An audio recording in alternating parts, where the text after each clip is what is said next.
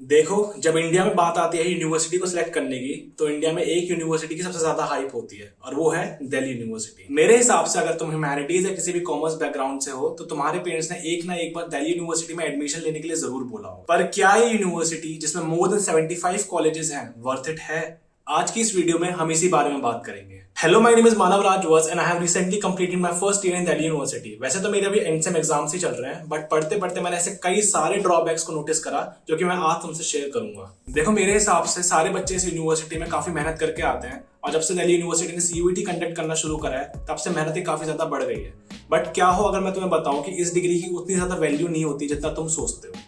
अगर तुम उस पर्टिकुलर कोर्स में मास्टर्स नहीं कर रहे और तुम्हें किसी भी गवर्नमेंट एग्जाम या सीए वगैरह के एग्जाम्स में जाना है तो ये डिग्री बस एक क्वालिफाइंग पेपर होता है जो कि तुम्हें उन एग्जाम्स के लिए सिर्फ एलिजिबल करेगा। पॉइंट इज, जिन्हें रेगुलर एग्जाम्स देने हैं वो घर बैठ के एसओएल से भी प्रिपेयर कर सकते हैं और तुम्हें इसमें काफी ज्यादा टाइम भी मिल जाता है। रेगुलर कॉलेज में तुम्हारा काफी ज्यादा टाइम वेस्ट होता है और अगर तुम्हें अल्टीमेटली को तुम्हारा एग्जाम्स देना है तो कई बार इस डिग्री की कोई वैल्यू नहीं होती अगर तुम्हें मास्टर्स नहीं करना है तो। Number 2, outdated syllabus. देखो, जो दिल्ली यूनिवर्सिटी में तुम्हें सिलेबस पढ़ाया जाता है वो बहुत ज्यादा आउटडेटेड होता है। According to some reports 80% of the syllabus जो तुम्हें दिल्ली यूनिवर्सिटी में पढ़ाया जाता है वो अनएम्प्लॉयबल होता है। मतलब कि अगर तुम दिल्ली यूनिवर्सिटी से पढ़ के निकलोगे और वो सिलेबस या कोर्स जो भी तुमने करा है उससे तुम्हें कोई भी एम्प्लॉयमेंट या फिर कोई भी तुम्हें जॉब नहीं मिले। ऑल्सो स्किल्स के नाम पे कॉलेज में कुछ नहीं होता। फिलहाल इस ईयर कुछ ऐसे स्किल एनहांसमेंट कोर्सेज वगैरह इन्होंने इंट्रोड्यूस करे थे, बट इससे पहले तो कुछ भी नहीं होता था और अभी भी वो बिल्कुल ही बिगिनिंग फेज में है। उसकी क्लासेस नहीं होती, उनका कुछ भी नहीं होता।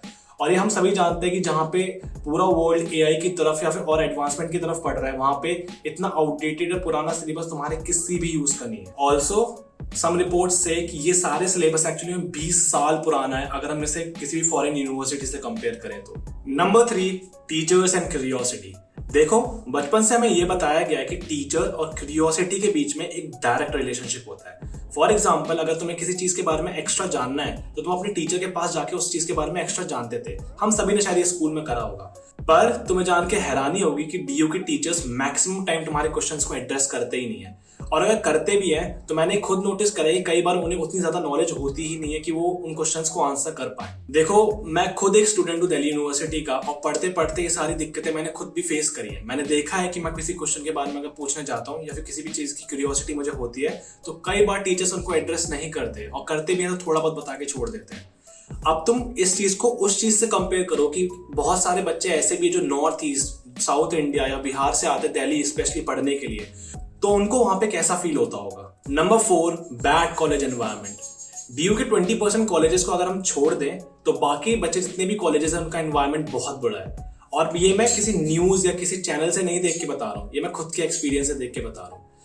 देखो यार, ये हमने कुछ न्यूज़ में भी देखा था कि बहुत सारे कॉलेज जो नॉर्थ कैंपस के थे उन्होंने प्रोटेस्ट किया था कि उनके कॉलेज में किसी भी टाइप का फेस्ट नहीं हो पा रहा है। अब देखो, एक स्कूल स्टूडेंट कॉलेज जाता किस लिए? जस्ट बिकॉज वो कॉलेज के वो सारे फन ले सके जो हमेशा से एडमायर करता था। मैंने भी शायद बहुत सारे करे थे और उनसे मैक्सिमम नहीं भी हुए। इसमें बहुत सारे एग्जांपल्स आते हैं। फॉर एग्जांपल, कॉलेज फेस्ट आता है, तुम्हारी कल्चरल एक्टिविटीज आती हैं। Maximum south campus, off campus के कॉलेजेस में इनमें से कुछ भी नहीं होता और कई बार एक बहुत बड़ा फ्रस्ट्रेशन हो जाता है कुछ स्टूडेंट्स के लिए, क्योंकि वो पूरे साल भर पढ़ाई करते हैं और वो अच्छा एनवायरनमेंट या वो अच्छा इंटरेक्शन स्टूडेंट्स को मिल ही नहीं पाता। Number 5 and the final point is attendance criteria. देखो, दिल्ली यूनिवर्सिटी प्राइवेट यूनिवर्सिटी से इसलिए ही आगे था या इसलिए ही बेहतर था क्योंकि यहाँ पे अटेंडेंस का कोई इशू नहीं होता था। बच्चे फ्री थे ताकि वो अपना कुछ भी अलग से तैयारी, गवर्नमेंट एग्जाम्स की प्रिपरेशन या कुछ भी अलग स्किल सीख सकते थे।